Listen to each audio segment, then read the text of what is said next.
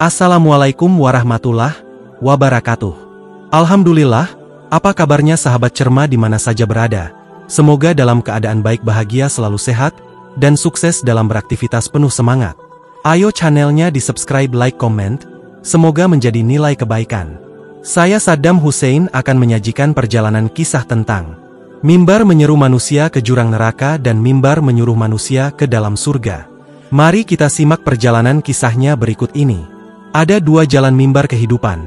Satu jalan yang terlihat bercahaya namun menyesatkan ke jurang neraka, dan satu jalan yang mungkin penuh rintangan, tapi menghantarkan manusia ke surga. Di suatu kota di belahan Eropa Timur, seorang pendeta bernama Father Samuel berdiri di mimbar gereja katedral tua yang megah. Dengan jubah hitam dan salib di dada, ia berseru lantang di hadapan jemaatnya. Hanya melalui Yesus, Anak Allah yang disalib, kita diselamatkan. Dengarkan surat Paulus kepada jemaat di Roma. Jika engkau mengaku dengan mulutmu bahwa Yesus adalah Tuhan dan percaya bahwa Allah telah membangkitkannya dari antara orang mati, engkau akan diselamatkan. Roma 10 nomor 9. Jemaat pun mengangguk, ada yang menangis terseduh, ada yang memeluk salibnya kuat-kuat. Namun di antara kerumunan itu, hadir seorang tamu asing dari timur. Ia adalah seorang mantan Kristen yang kini menjadi Muslim, bernama Yusuf Al-Mubarak, seorang ilmuwan teologi yang mengelilingi dunia menyampaikan kebenaran. Usai misa, Yusuf menghampiri sang pendeta. "Yusuf, Father, apakah engkau tidak mempertanyakan siapa sosok Yesus yang ditemui Paulus di padang gurun Damaskus?" "Father Samuel, tentu tidak. Dia Tuhan yang menampakkan diri pada rasulnya." "Yusuf, tapi Injil tidak pernah menyebut Yesus sebagai Tuhan, bahkan Yesus sendiri berkata, 'Bukan kehendakku, melainkan kehendak Dia yang mengutus aku,' Yohanes 5 nomor 30. Dan siapakah yang mengutusnya kalau bukan Allah?" Father Samuel terdiam sejenak, tapi Paulus, Yusuf, adalah orang yang tidak pernah hidup sezaman dengan Yesus. Bahkan murid-murid Yesus yang asli, seperti Petrus dan Yakobus, pernah berselisih tajam dengannya. Apakah tidak aneh jika ajaran Yesus tentang menyembah Allah berubah total setelah Paulus muncul dengan kisah penampakan di padang gurun? Padang gurun Damaskus, tipuan yang dibalik. Mari kita membuka kembali apa yang ditulis Paulus sendiri dalam kitab Kisah Para Rasul. "Tiba-tiba cahaya dari langit mengelilingi aku, dan aku mendengar suara berkata, 'Saulus, Saulus, mengapa engkau menganiaya aku?'" Kisah Para Rasul 9 nomor 3 dan 4. Namun yang menarik, tidak ada saksi jelas. Dalam versi lain dari kisah yang sama, Kisah 22 dan 26, ada perbedaan kronologis dan detail yang janggal, yang menunjukkan inkonsistensi narasi. Sejumlah peneliti Kristen sendiri mengkritik keabsahan pengalaman itu. "Yusuf, jika benar Yesus bertemu Paulus dan memberinya wahyu, mengapa ajarannya bertolak belakang dengan ajaran Injil Matius 7 nomor 21? Bukan setiap orang yang berseru kepadaku Tuhan, Tuhan, akan masuk kerajaan surga, melainkan dia yang melakukan kehendak Bapakku yang di surga?"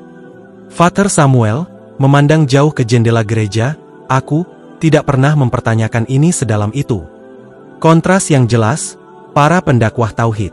Sementara itu, di pelosok negeri Jawa Barat, seorang ustaz muda bernama Ustaz Hilmi sedang mengisi kajian subuh di sebuah masjid kecil. Suaranya lembut namun tegas. "Wahai kaum muslimin, hendaknya kita berpegang teguh pada kalimat tauhid. El ilaha illallah, wadah el syarkalah. Tidak ada Tuhan selain Allah, dan Dia tidak punya sekutu." Itulah seruan para nabi dari Adam hingga Muhammad. Dalam Al-Quran Allah berfirman, "Dan, ingatlah, ketika Allah berfirman, 'Wahai Isa putra Maryam, apakah kamu mengatakan kepada manusia, jadikanlah aku dan ibuku dua orang Tuhan selain Allah?' Ia, Isa, menjawab, 'Maha suci engkau, tidaklah patut bagiku mengatakan apa yang bukan hakku mengatakannya.'" Quran Surat Al-Maidah ayat 116. Lihatlah perbedaan antara para pendeta yang berdiri atas nama Paulus, mengklaim wahyu dari cahaya misterius, dan para dai Islam yang mengajak hanya kepada satu Tuhan yang tidak beranak dan tidak diperanakkan. Yusuf, di hadapan audiens internasional, "Wahai manusia, bukalah hati kalian. Paulus tak pernah bertemu langsung dengan Yesus. Namun kalian percaya padanya, bahkan lebih dari kalian mempercayai ucapan Yesus sendiri. Sedang kami, kaum muslimin, diajarkan untuk tunduk hanya kepada Tuhan yang Esa, yang tidak pernah tidur dan tidak pernah mati. Apakah Father Samuel akan menggugat kepercayaannya sendiri? Dan benarkah cahaya yang menyapa Paulus adalah cahaya kebenaran, atau justru tipu daya iblis yang menyamar? Sahabat inspiratifku yang berbahagia, mari kita lanjutkan kisah penuh pencerahan ini, perbedaan seruan para pendeta pengikut Paulus dengan para pendakwah Islam yang menyeru kepada tauhid murni. Semoga kisah ini menjadi cahaya yang membimbing kita di tengah gelapnya zaman fitnah. Father Samuel kembali ke rumah malam itu dengan hati gelisah. Bayangan perbincangannya dengan Yusuf Al-Mubarak terus terngiang. Ia membuka kembali kitab-kitab perjanjian baru yang biasa ia baca untuk menyusun khotbah. Tapi kini, matanya tak lagi membaca dengan ketaatan buta. Ia mulai bertanya, Father Samuel, dalam hati, mengapa Yesus yang penuh kasih tiba-tiba menjadi korban penebus dosa? Bukankah Allah Maha Kuasa? Mengapa ia perlu mengorbankan dirinya sendiri untuk menebus dosa ciptaannya? Ia membuka Yohanes 17 nomor yang berbunyi 3. Inilah hidup yang kekal itu, bahwa mereka mengenal Engkau, satu-satunya Allah yang benar, dan mengenal Yesus Kristus yang telah Engkau utus. Air matanya menetes. Teks ini terasa sejalan dengan tauhid. Father Samuel berbisik. Yesus sendiri berkata, satu-satunya Tuhan yang benar adalah Engkau, bukan dirinya sendiri. Misteri Paulus terkuak. Ia menelusuri sejarah Paulus. Nama aslinya Saulus dari Tarsus. Ia bukan murid Yesus. Bahkan, ia adalah penganiaya orang sebelum berjumpa cahaya di jalan menuju Damaskus. Tapi, siapa cahaya itu? Dalam 2 Korintus 11, nomor 4, Paulus sendiri berkata, sebab iblis pun menyamar sebagai malaikat terang. Yusuf, dalam kuliah daringnya di Timur Tengah. Perhatikan ayat ini baik-baik. Bahkan Paulus sendiri mengakui bahwa iblis bisa menyamar sebagai cahaya. Maka bagaimana kita tahu cahaya yang dia lihat bukan iblis itu sendiri? Lalu Al-Quran menegaskan dengan tegas. Dan tidaklah pantas bagi manusia bahwa Allah berbicara kepadanya kecuali dengan perantaraan wahyu, atau dari balik tabir. Quran Surat Asy-Syura, ayat 51. Yusuf menambahkan, tidak ada nabi yang menerima wahyu dengan cara yang bertentangan dengan fitrah kenabian. Tapi Paulus tidak bertemu malaikat, tidak melalui malaikat Jibril, tidak menerima firman langsung dari Allah. Ia hanya melihat cahaya dan mendengar suara. Suara siapa? Kebenaran datang dari timur. Sementara itu di Indonesia, Ustaz Hilmi tengah menjelaskan tafsir Quran Surat Al-Ikhlas kepada santri dan masyarakat umum. Katakanlah, Dialah Allah yang Maha Esa. Allah tempat bergantung. Dia tidak beranak dan tidak diperanakan. Dan tidak ada sesuatu pun yang setara dengannya. Quran Surat Al-Ikhlas ayat 1-4. Ustaz Hilmi. Ini inti dari dakwah seluruh nabi. Tauhid. Sedang Paulus membawa Trinitas, ajaran yang bahkan tidak pernah diucapkan Yesus. Di mana kata Trinitas dalam Injil? Tidak ada. Para jamaah mengangguk.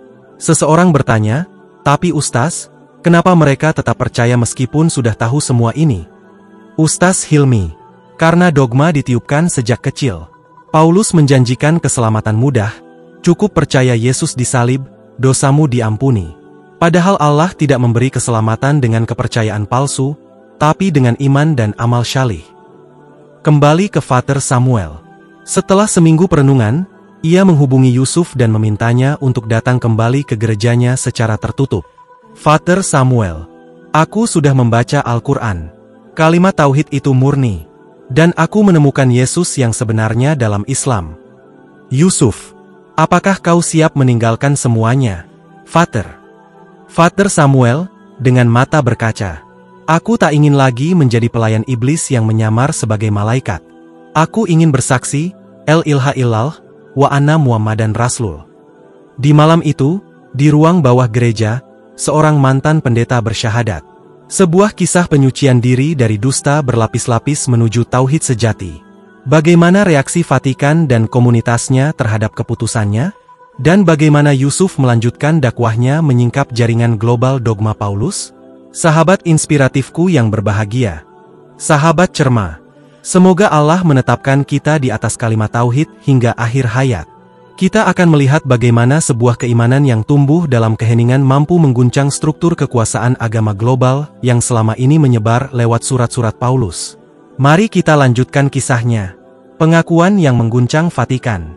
Beberapa hari setelah mengucap syahadat, Father Samuel, yang kini menyebut dirinya Abdullah bin Samuel, memutuskan untuk menyampaikan pengunduran dirinya dari jabatan gerejawi melalui surat terbuka.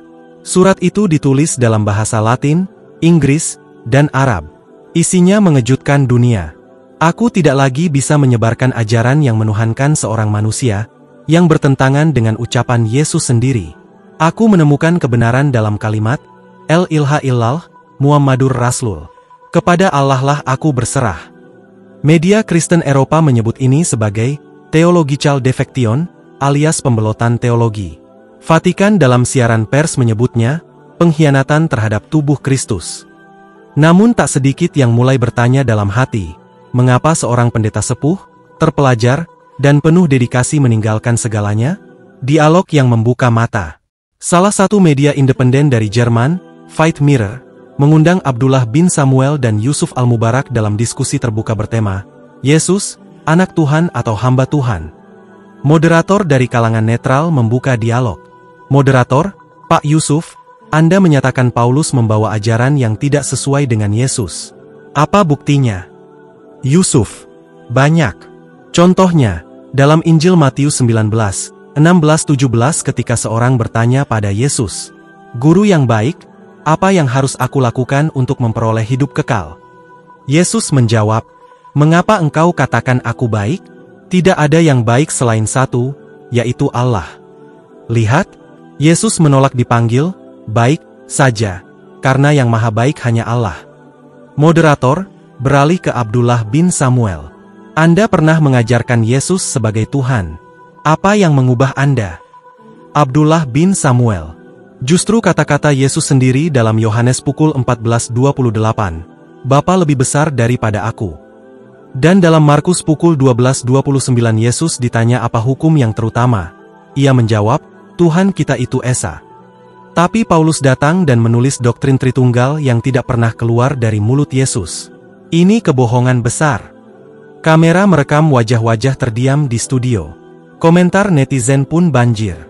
Apakah selama ini kami menyembah Tuhan yang salah? Jika Yesus hanya utusan, siapa Tuhan sebenarnya? Para penyeru tauhid muncul dari barat. Kabar keislaman Abdullah bin Samuel justru menyulut gelombang diskusi dan pencarian kebenaran di kalangan umat Kristen Eropa. Di Prancis, seorang biarawati senior bernama Sister Maria Elena, setelah 35 tahun mengabdi, diam-diam masuk Islam dan mengganti namanya menjadi Aisyah binti Elena. Ia berkata dalam video testimoni, saya dulu percaya bahwa dengan menyembah Yesus saya menyembah Tuhan. Tapi setelah membaca Al-Quran dan Injil dengan jujur, saya tahu Yesus tidak pernah meminta disembah. Ia sujud kepada Allah, dan sekarang saya juga sujud hanya kepada Allah. Di Indonesia, Ustaz Hilmi menerima kabar gembira. Di sisi lain, Ustaz Hilmi di Jawa Barat sedang mengisi majelis saat salah satu santrinya berlari membawa ponsel. Ustaz, mantan pendeta besar dari Roma masuk Islam. Dan sekarang mereka berdakwah menyeru kepada kalimat tauhid. Ustaz Hilmi pun menunduk haru. Ia berkata, Subhanallah, ini janji Allah. Kebenaran itu akan terus menyebar, dari timur dan dari barat. Seperti sabda Rasulullah. Agama ini akan sampai ke seluruh penjuru dunia. Sebagaimana siang dan malam menjangkau semuanya, hadits riwayat Ahmad. Kini, dua jalan terbentang semakin nyata. Yang pertama, jalan para pendeta, pastor, dan uskup yang terus menggaungkan doktrin Paulus. Yesus adalah Tuhan, mati disalib menebus dosa, cukup percaya maka engkau selamat. Yang berikutnya, jalan para dai, ustaz, dan ulama yang menyeru kepada kalimat tauhid. El ilaha illallah, tiada Tuhan selain Allah. Beriman dan beramal syalihlah, maka Allah akan membalas dengan surga. Dan bagi siapa saja yang mau jujur membaca, cahaya kebenaran akan menembus hati mereka, betapapun keras dindingnya. Akankah para pendeta Paulus memulai perlawanan terhadap kebangkitan para penyeru tauhid? Bagaimana peran Yusuf dan Abdullah bin Samuel dalam membentuk gerakan global, Back to Tauhid? Sahabat inspiratifku yang berbahagia. Babak baru dalam pertarungan dakwah antara kebenaran dan kepalsuan. Ketika para pendeta pengikut Paulus merasa terancam oleh kebangkitan para penyeru tauhid, mereka mulai membangun perlawanan sistemik. Namun cahaya kebenaran tak bisa lagi dibendung. Isyarat bahaya dari Vatikan. Di sebuah ruang rahasia di kota Vatikan, para petinggi gereja berkumpul dalam rapat tertutup. Di layar besar terpampang wajah Abdullah bin Samuel dan Yusuf Al-Mubarak dengan headline media, "Mantan pendeta tinggi masuk Islam, kebangkitan dakwah tauhid di Eropa." Seorang kardinal tua berujar penuh kekhawatiran. Jika ini tidak dihentikan, akan ada gelombang eksodus besar dari gereja. Kita harus lakukan sesuatu yang besar. Kardinal lainnya menimpali. Kita harus mendiskreditkan mereka. Gunakan media, sebar narasi radikal, atau tuduh mereka ekstremis. Dunia tidak boleh percaya kepada mereka. Serangan media dan fitnah global. Tak lama setelah itu, kampanye media besar-besaran diluncurkan. Yusuf Al-Mubarak difitnah terlibat dalam kelompok garis keras. Abdullah bin Samuel dikabarkan terpengaruh sihir Islam. Bahkan Sister Maria Elena, yang kini menjadi Aisyah binti Elena, disebut mengalami gangguan jiwa spiritual. Namun Yusuf tetap tegar. Dalam siaran langsung YouTube-nya yang ditonton jutaan orang, ia berkata, "Jika kebenaran membuatku dituduh ekstrim, maka biarlah aku dituduh.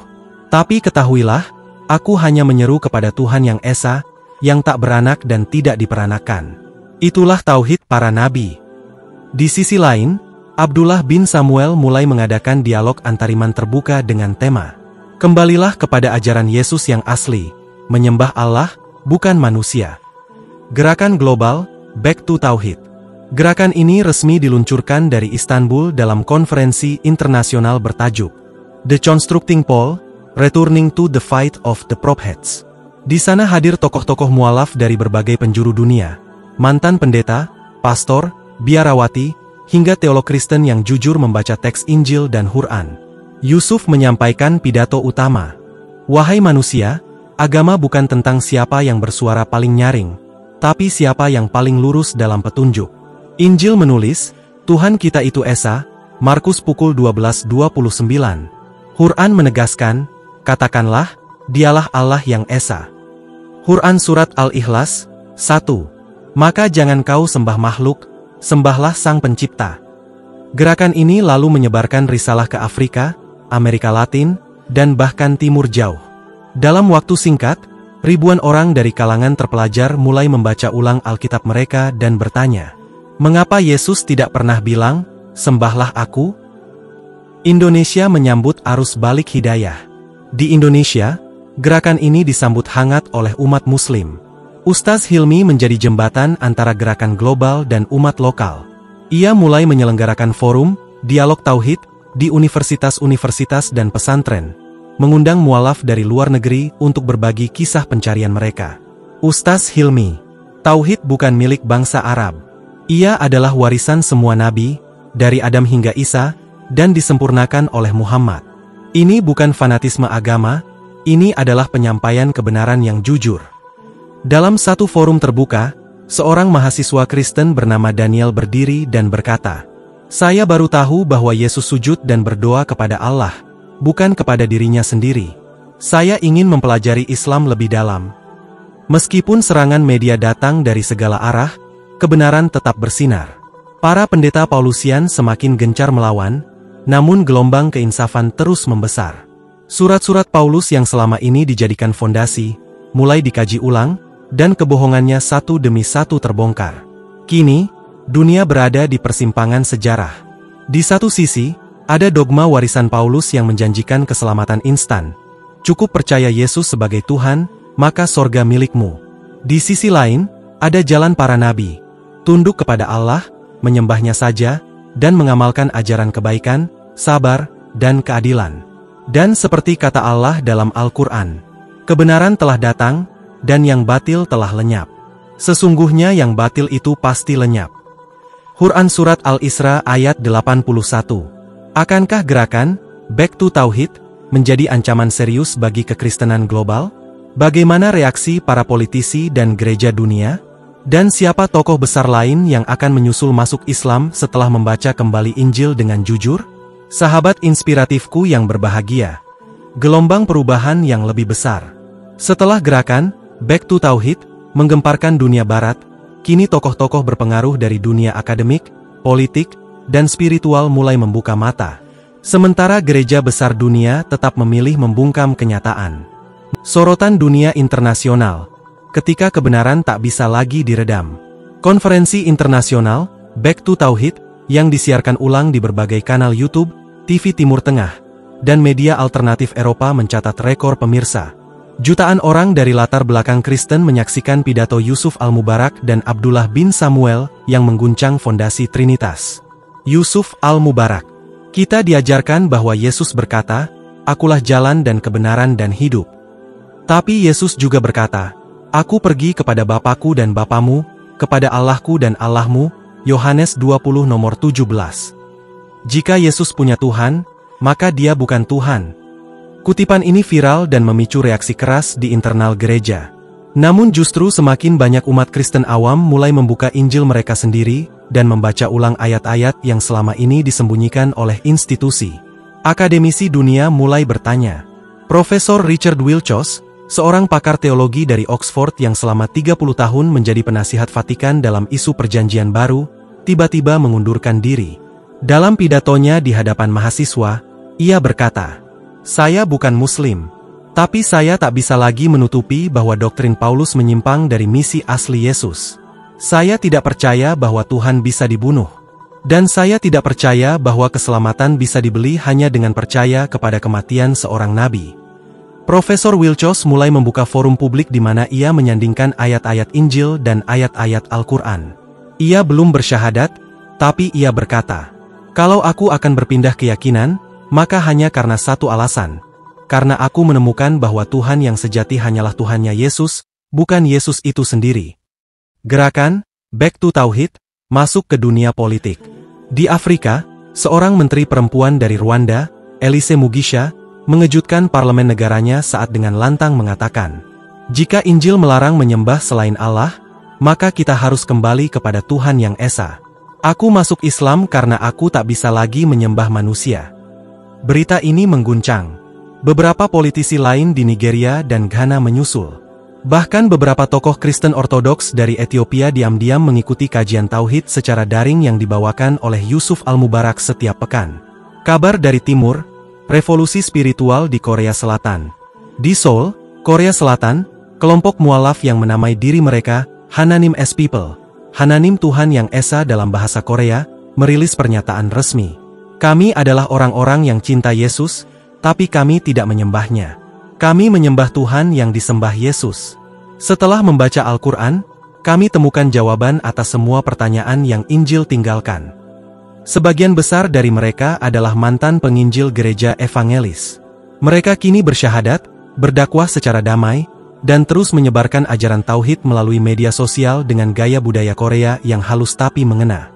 Gereja membisu, rakyat bergerak. Sementara itu, institusi-institusi gereja besar seperti Vatikan, Eastern Orthodox, dan World Council of Churches tetap membungkam kabar-kabar ini. Tak satu pun dari mereka bersedia membuka ruang dialog terbuka. Bahkan, mereka mulai menutup akses publik ke banyak naskah kuno yang selama ini digunakan oleh akademisi. Namun umat tak tinggal diam. Di berbagai tempat, rakyat mulai mengadakan kajian interfaith secara independen. Mereka membandingkan Injil dengan Quran, mengkaji Markus pukul 12.29 dan Quran surat Al-Ikhlas ayat 1 secara sejajar. Tuhan itu Esa. Yesus dalam Markus 12 nomor 29. Katakanlah, dialah Allah yang Maha Esa. Al-Quran, Quran surat Al-Ikhlas ayat 1. Kembali ke Indonesia. Ustaz Hilmi dan Yusuf Al-Mubarak bersama Abdullah bin Samuel menyelenggarakan konferensi Tauhid Nusantara. Dihadiri ribuan dai, santri, akademisi, bahkan beberapa tokoh Katolik Indonesia yang hadir diam-diam untuk mendengar langsung. Abdullah bin Samuel. Islam adalah rumah terakhir bagi semua jiwa yang mencari Tuhan sejati. Kami tidak menyeru untuk membenci, tapi untuk menyembah Tuhan sebagaimana para nabi terdahulu menyembah, Allah yang Maha Esa. Di tengah forum itu, seorang tamu berdiri dan bersyahadat. Ia adalah seorang mantan rohaniwan Katolik dari Flores bernama Mattheus Manuel, yang kini mengganti namanya menjadi Muhammad Matin. Muhammad Matin, dengan suara gemetar. "Saya telah mencari Tuhan selama puluhan tahun. Tapi hanya dalam Al-Quran saya menemukan Tuhan yang tidak bisa mati, tidak bisa disalib, dan tidak butuh penebusan. Saya temukan Tuhan yang sejati. Gelombang kebenaran semakin tak terbendung. Satu persatu, orang-orang dari berbagai benua, bahasa, dan bangsa bersaksi bahwa Islam membawa tauhid yang murni, ajaran yang sejalan dengan fitrah dan wahyu sejati. Sesungguhnya agama yang diridhai di sisi Allah hanyalah Islam. Quran Surat Ali Imran ayat 19. Barang siapa mencari agama selain Islam, maka sekali-kali tidak akan diterima daripadanya, dan di akhirat ia termasuk orang-orang yang rugi. Quran Surat Ali Imran ayat 85. Akankah kebenaran tauhid benar-benar mengguncang fondasi kekristenan dunia? Bagaimana perlawanan terakhir dari para pendeta Paulusian? Dan akan seperti apa masa depan dunia ketika lebih banyak manusia kembali kepada Tuhan yang Esa? Sahabat inspiratifku yang berbahagia, demikian kisah ini saya sajikan, semoga bermanfaat, menambah literasi yang mencerahkan cakrawala berpikir kita, untuk menemukan kebenaran yang sesungguhnya, dan menginspiratif bagi siapa saja yang ingin mengenal penciptanya, yang berhak disembah di dalam kehidupan ini. Atas segala perhatian dan dukungannya saya ucapkan terima kasih, semoga menjadi nilai kebaikan. Saya Saddam Hussein mohon pamit undur diri, sampai berjumpa kembali di kisah inspiratif berikutnya. Dan saya sudahi perjumpaan ini dengan mengucapkan, wassalamualaikum warahmatullahi wabarakatuh.